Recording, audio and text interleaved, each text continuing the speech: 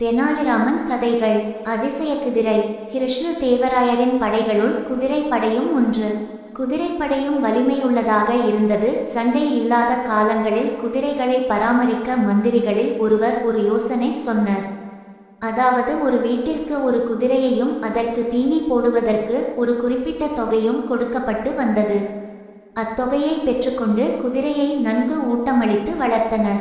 அதேபோல் தெனாலிராமனுக்கும் ஒரு குதிரை கொடுக்கப்பட்டது.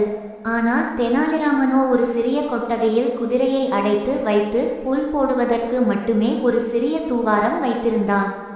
அந்த துவாரத்தின் வழியாக புல்லை நீட்டியவுடன் குதிரை வெடுக்கென வாயால் கவ்விக்கொள்ளும் மிகவும் சிறிதளவு புல் மட்டுமே தினமும் போட்டு வந்தான்.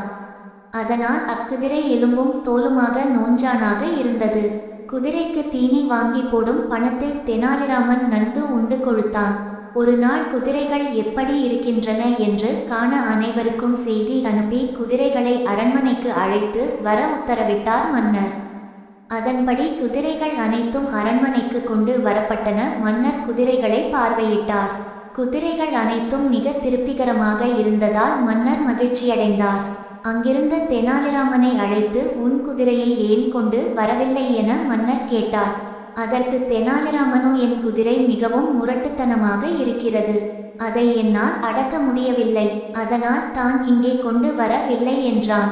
குதிரைப்படை தலைவரை என்னுடன் அனுப்புங்கள், அவரிடம் கொடுத்தனுப்புகிறேன் என்றான். இதை உண்மையென்று நம்பிய மன்னர் குதிரைப்படை தலைவனை தெனாலிராமனுடன் அனுப்பினார். குதிரைப்படை தலைவருக்கு நீண்ட தாடியுண்டு. குதிரை படைத்தலைவரும் அந்த துவாரத்தின் வழியாக குதிரையை எட்டி பார்த்தார். உடனே குதிரை அது புல்தான் என்று நினைத்து அவரது தாடியை கவ்வி பிடித்து கொண்டது. வலி பொறுக்க மாட்டாத குதிரை படைத்தலைவர் எவ்வளவோ முயன்றும் தாடியை குதிரையிடமிருந்து விடுவிக்க முடியவில்லை. இச்செய்தி மன்னருக்கு எட்டியது. மன்னரும் உண்மையிலேயே இது முரட்டு குதிரையாகத்தான் இருக்கும் என்று எண்ணி தெனாலிராமன் வீட்டுக்கு விரைந்தார். அங்கு குதிரையின் வாயில் குதிரைப்படை தலைவரின் தாடி சிக்கி இருப்பதை அறிந்து அந்த கொட்டகையை பிரிக்கச் செய்தார். பின் குதிரையை பார்த்தால் குதிரை எலும்பும் தோலுமாக நிற்பதற்கு கூட சக்தியற்று இருந்ததைக் கண்டு மன்னர் கோபங்கொண்டு அதன் காரணத்தை தெனாலிராமனிடம் கேட்டார். அதற்கு தெனாலிராமன் இவ்வாறு சக்தியற்று இருக்கும் போதே குதிரை படைத்தலைவரின் தாடியை கவ்விக்கொண்டு விடமாட்டேன் என்கிறது.